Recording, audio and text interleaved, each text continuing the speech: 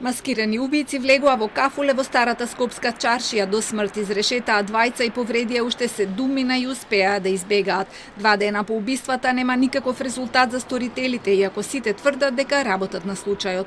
Дежурниот обвинител веќе има излезено на лице место, има одредени насоки дадено во однос на криминалистичко прибирање на доказен материјал, криминалистичко обработување на сето тоа, таму кај што се потребни наредби за одредени действија од страна на полицијата, се дадени такви наредби да се овозможи законито прибирање на доказниот материјал, но фазата на откривање за која што збориме се уште не се откриени, фазата на откривање е во целост на органите на откривање.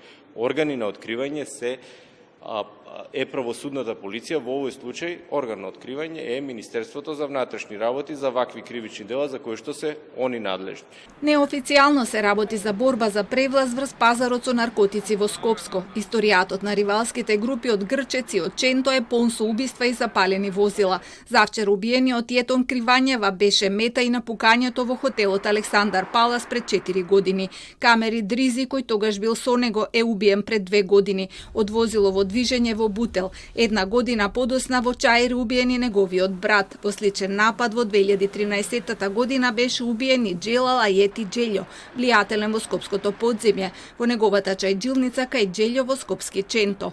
Во слични напади се убиени и неговите двајца браќа. Се уште не се најдени ниту сторителите на двојното убиство во Чаир пред 2 години, кога беа убиени 2 лица на возраст од 28 и 24 години, а не се знае ниту кој пукаше во джип во Карпош. Но јавниот обвинител тврди дека кога тогаш убиствата ќе се решат. Сите тие што се водат како нерасчистени убиства, значи не се затворени предмети. Тие сите се прибира доказен материјал. Некои се споредуваат, дали се појавуваат исти работи на различни места.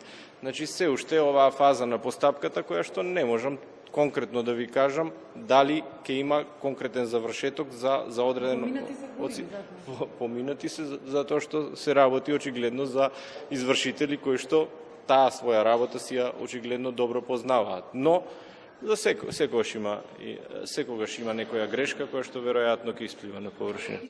Сепак за овие престрелки во кои се вмешани главни ликови од криминалното подземје и мафијашки кланови со години нема разрешница.